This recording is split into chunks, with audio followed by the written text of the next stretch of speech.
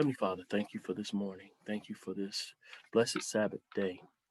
Um, Thank you for being with me so I can bring forth just a short message before my day starts. May your power and your glory be with me.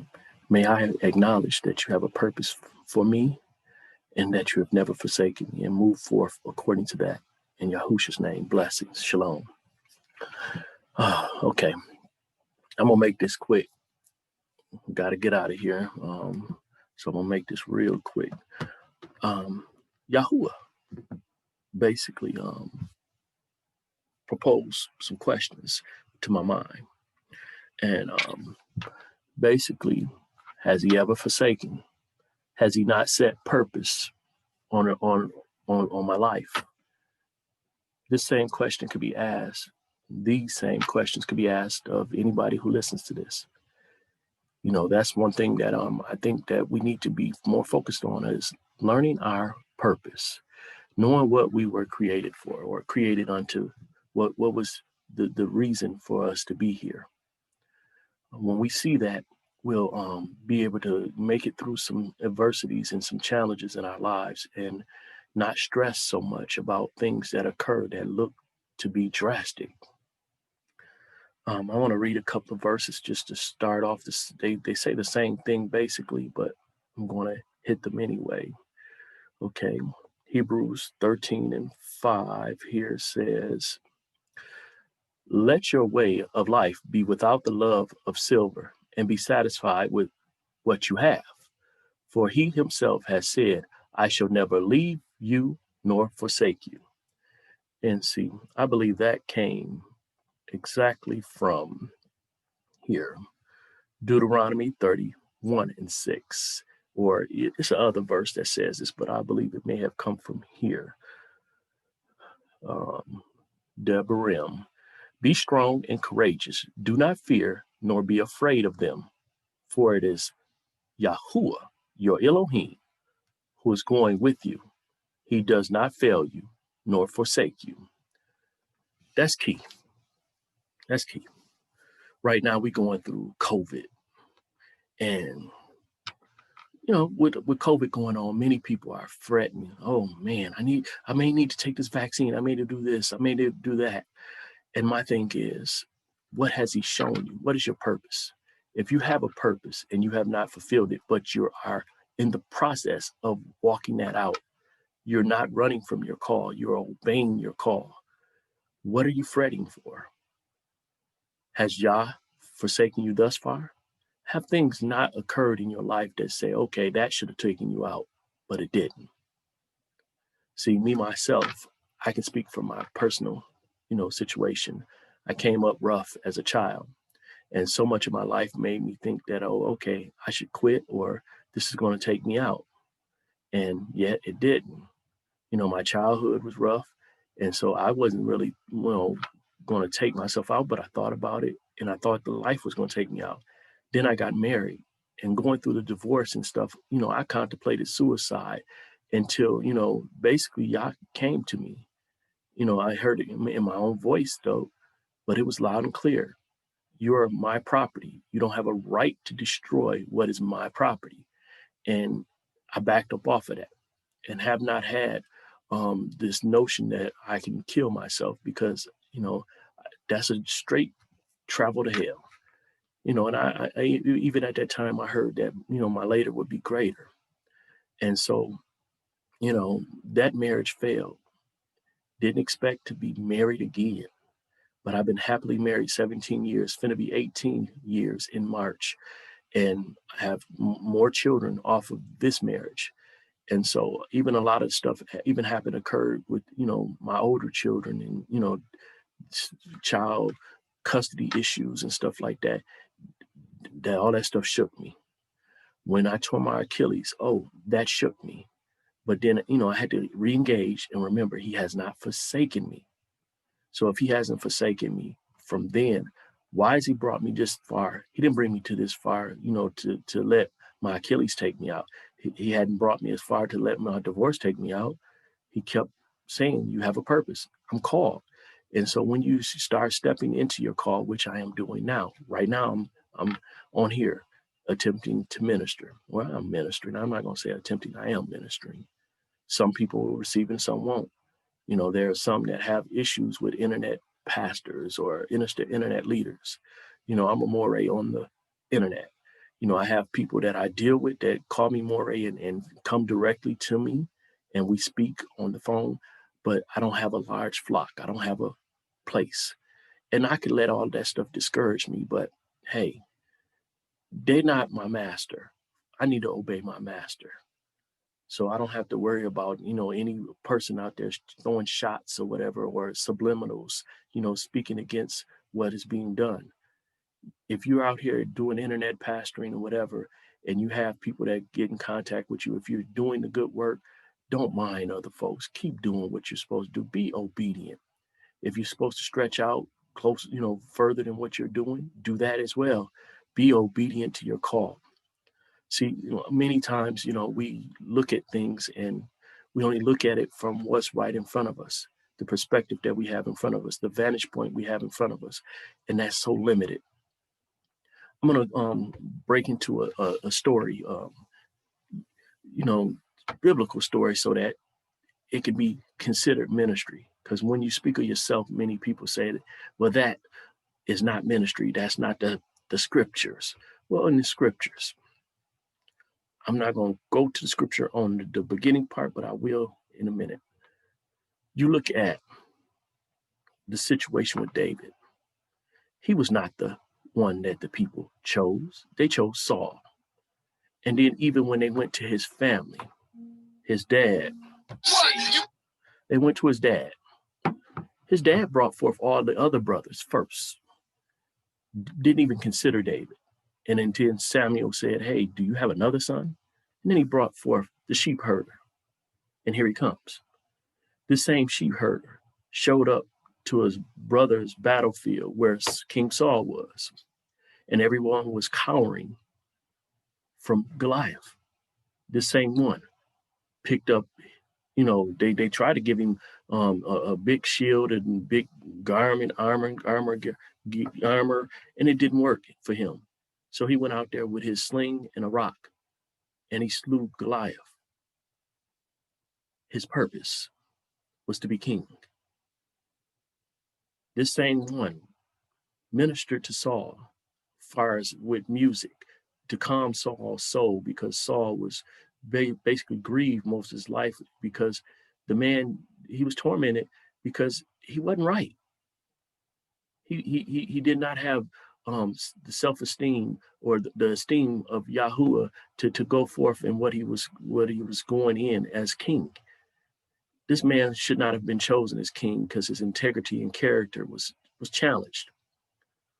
So David was doing him. He'd go out and battle. Saul would kill thousands, but David would kill tens of thousands. And so Saul was very jealous of him. So Saul would make attempts at his life, and David would leave away, but then Saul would open it back up for him to come back. So what I'm gonna do, I'm gonna go here. I'm gonna share my screen real quick. Let me see. Let me see.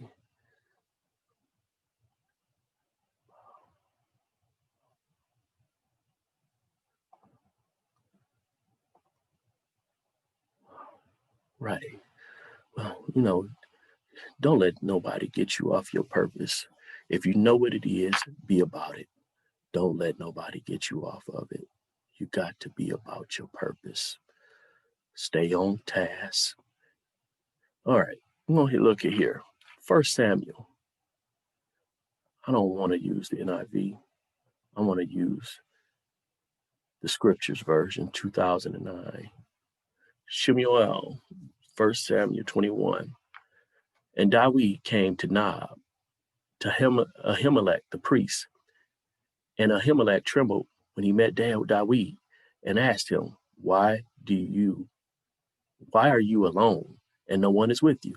And David said to Ahimelech the priest, the sovereign has commanded me a word and said to me, let no one know whatever of the word about which I send you and which I have commanded you. and I have directed my young men to such and such a place. So basically, Saul done sent Dawid out by himself, with some men. And as it goes further, it says he didn't even have a weapon. So read this on your own, because I am trying to work on limited time. He didn't have any weapons with him, and he was there with the priest. He wanted something to eat, and then this is the time that you see he ate of the holy showbread. This showing that this man, he's of God. He's of the Most High, of Yahuwah. He was able to take of the priestly things, because he was activate as a priest. But I'm going to go down further. Okay. Go ahead. I'm going to start at 7 here. Now, one of the servants of Shaul that was there that day detained before Yahuwah, and his name was Doeg, an Edomite, the chief of the herdsmen who belonged to Shaul. So David is actually running from Shaul. So now he know that he's going to be notified that he over here, because this Edomite that worked for Shaul going to let him know. And Dawid said to Ahimelech, is there not here a hand on hand, a spear or a sword? For I have brought neither my sword nor my weapons with me, because the matter of the sovereign was urgent. Saul sent him on an urgent matter and didn't allow him to take weapons, didn't let him even prepare for it, didn't have no food, didn't have no sustenance. Okay, 9. And the priest said, the sword of Goliath, the Philistine, whom you struck in the valley of Elah, see, it is wrapped in a garment behind the shoulder garment. If you would take it, take it, for there is none other except this one. And Dawid said, there is none like it. Give it to me. So now he got a weapon, but his men ain't got no weapon. But basically, here it goes. And Dawid rose and fled that day from before Shaul. He running from Shaul, Shaul, and went to Achish, the sovereign of Gath. So he went to another enemy of the Israelites, trying to get away from Shaul. But the servants of Achish said to him, is this not Dawid, the sovereign of the land? So they even knew that he was supposed to be the king one day. They knew about his stories. Did they not sing of him to each other in dances, saying, Shaul struck his thousands and Dawid his 10,000? And Dawid took these words to heart and was very much afraid of Achish. See, his purpose is to be king. He ain't king yet. He could let this take him off the path. He was very much afraid of Achish, the sovereign of Gath. People are very much afraid of COVID. This man, and just look what he did, and changed his behavior before them, and feigned madness. He acted crazy in their hands, and scratched on the doors of the gate, and let his saliva run down on his beard. Then Achish said to his servants, look, you see this man, the man is acting like a madman. Why do you bring him to me? Am I short of madmen? Like, it's enough crazy people around here. That you have brought this one to act madman near me? Should this one come into my house? Like, what I need to do with this man? I don't need nothing to do with him. He ain't gonna even try to kill him, nothing. He crazy. He over here foaming at the mouth. I don't have nothing to do with this man. I'm straight. That time Achish, he could have took advantage of David, whatever. But David had purpose. He was covered by Yah. Yes, he acted crazy. We forget our purpose sometimes. But get back into the mix. Remember your purpose. Remember your plan. Not just your plan, Yah's plan. This COVID, it can get you worried, but don't panic. Don't lose who you are. Don't lose focus of your purpose. I'm here to encourage you. If Yah has said he's not going to forsake you, he's not going to lie. He's not a man. He's Elohim. He's up on high. He's the most high. He is not going to lie. I didn't get taken out by my childhood. I didn't get taken out by divorce. I didn't get taken out by my Achilles. So many other things, the support the custody issue with my children, work issues. Why should I fret COVID? And if I was to die of COVID, oh, to Yah be the glory. But I'm on task. I'm called to minister. I'm not running from it anymore. So if I'm not running and I'm doing what my purpose is, if the purpose is not fulfilled, and Yah said it, his word doesn't come back void. It doesn't go out and not fulfill the purpose, especially if you're going about his will. We already know Noah, hey, he got told, go to Nineveh. And he was trying to go against that. And he got swallowed by a big fish. And what? He ended up in Nineveh. Yah will set the stage and set things up in motion. So even if I was to get COVID, if I'm about his purpose, I'm going to heal. I believe this. Why should I not believe my sovereign? Why should I not trust him? Why should I not think that the purpose that he said was real? Should I not trust and believe or think that he lies? No. Come on now. We need to get on task. Yes, stuff is going on.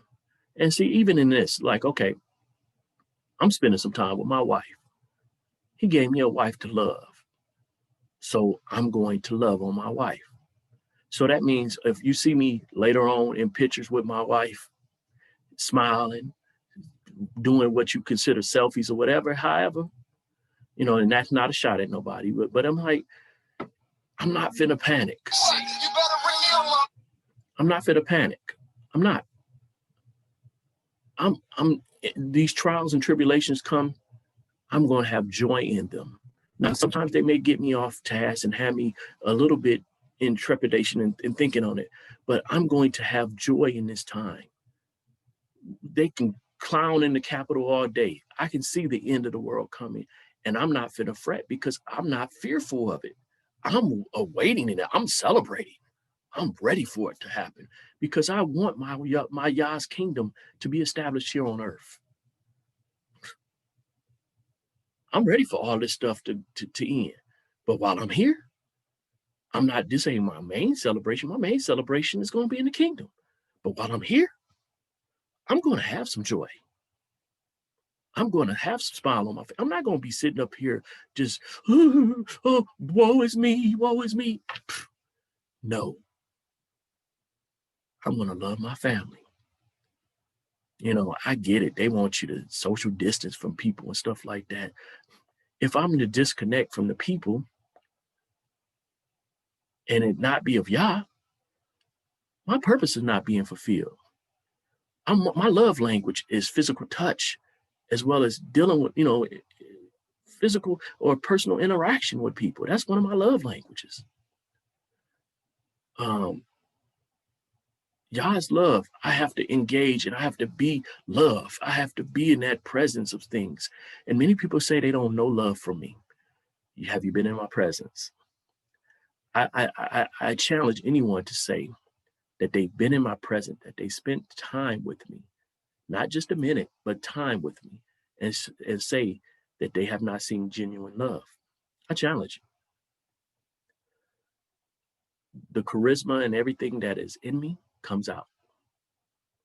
I may not be the most personable person with text, not be the most personal person on Facebook, but when you deal with me face to face, people that have been in my home, if anyone can say any different, I challenge them, please.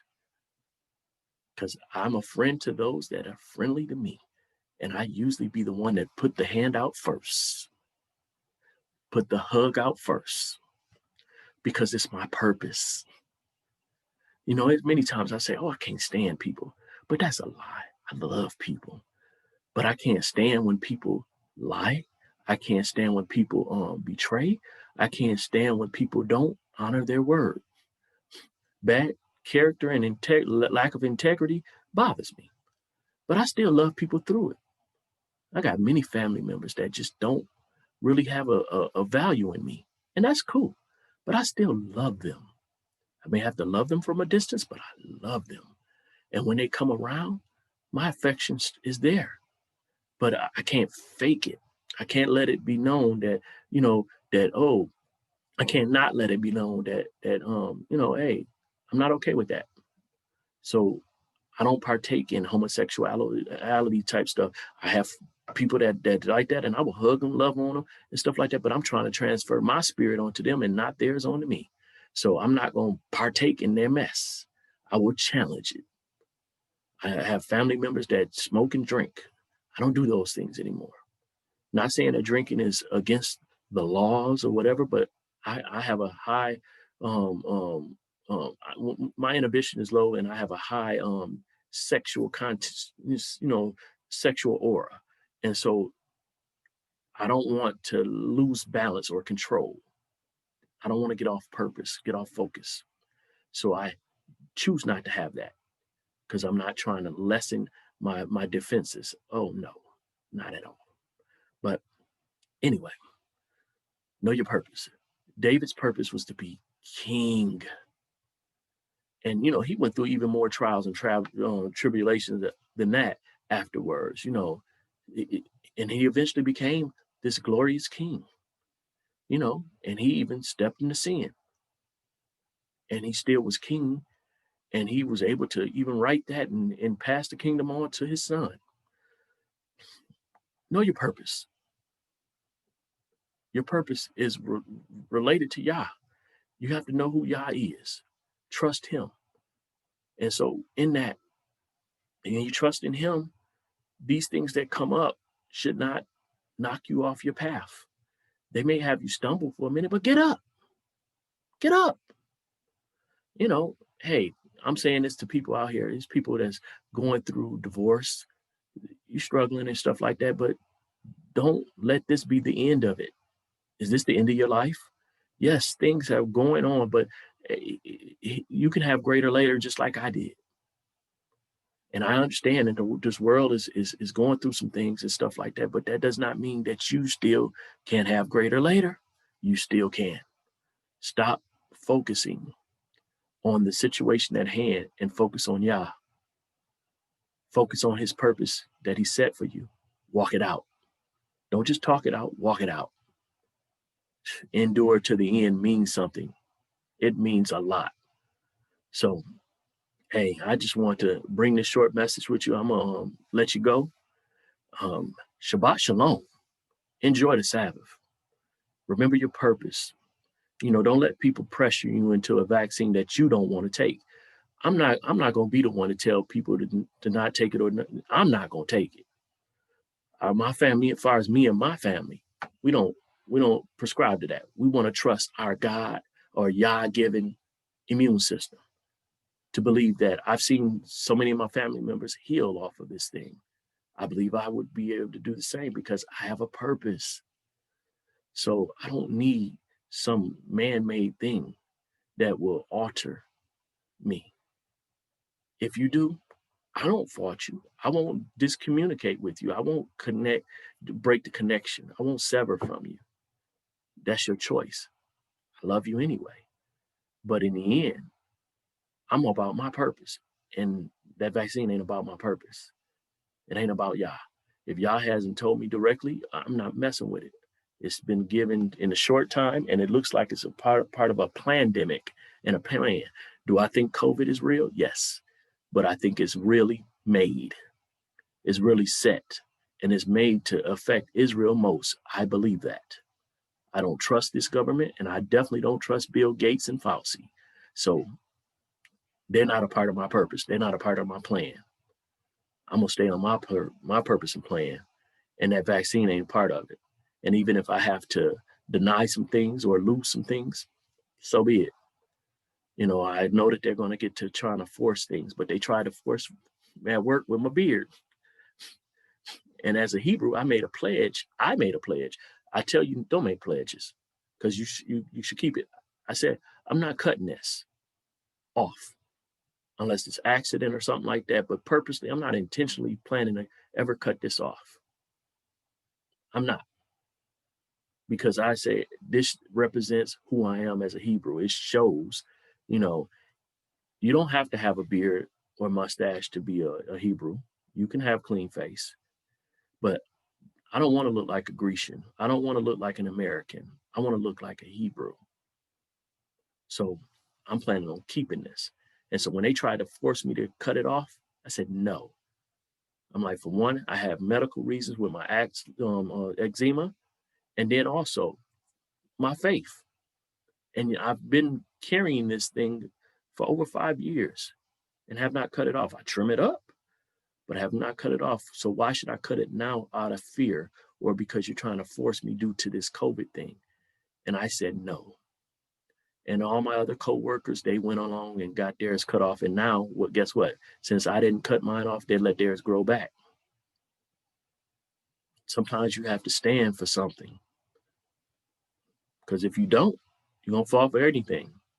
And I already had tried to tell my coworkers, I'm like, hey, so what happens then when they start saying that the vaccine is mandatory? If cutting your beard is mandatory and you go and comply with that for COVID, you're not going to have much ground to stand on when it comes to a vaccine. You're going to have to comply because you complied before. Why not comply now? You won't be able to use, oh, I have medical restrictions. I have my beliefs. What happened to your beliefs before? If you set them down for one thing, why not for another? So I stand boldly and I approach the throne of grace, not because I'm not humble, but because I'm his and he declared I'm his. He's given me a purpose. I'm not letting life or people humble me.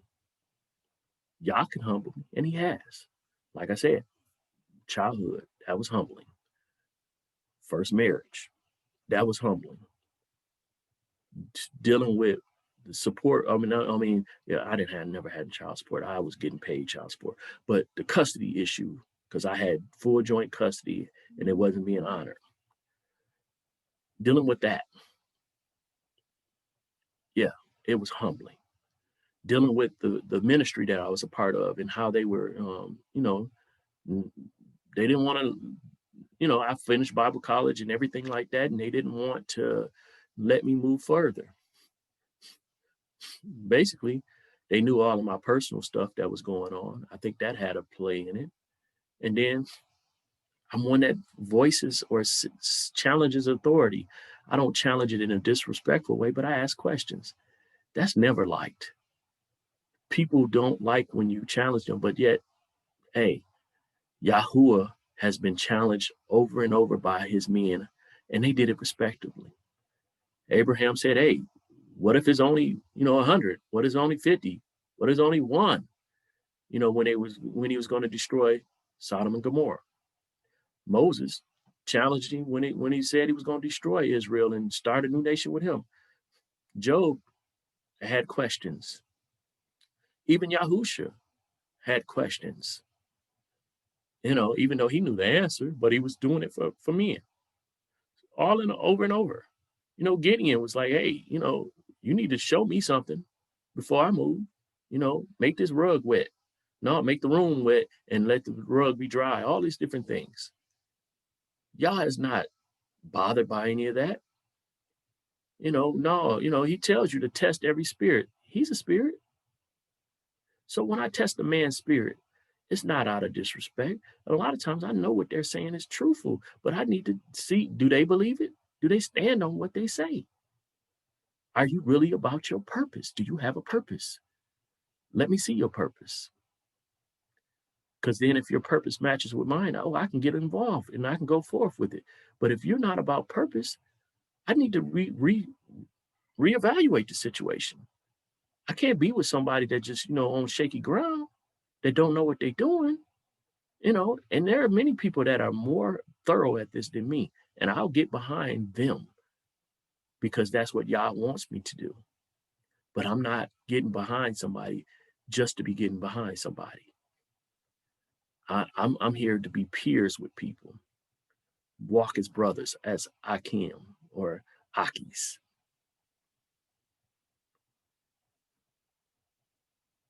I have no more need for a direct moray. I have a many of people that moray that teach me. I learn from a lot of different people, but do I need a direct moray? I don't believe so, because Yahuwah is that, my direct moray. But I learn from so many different people. The people that I've been under before, I still learn from them.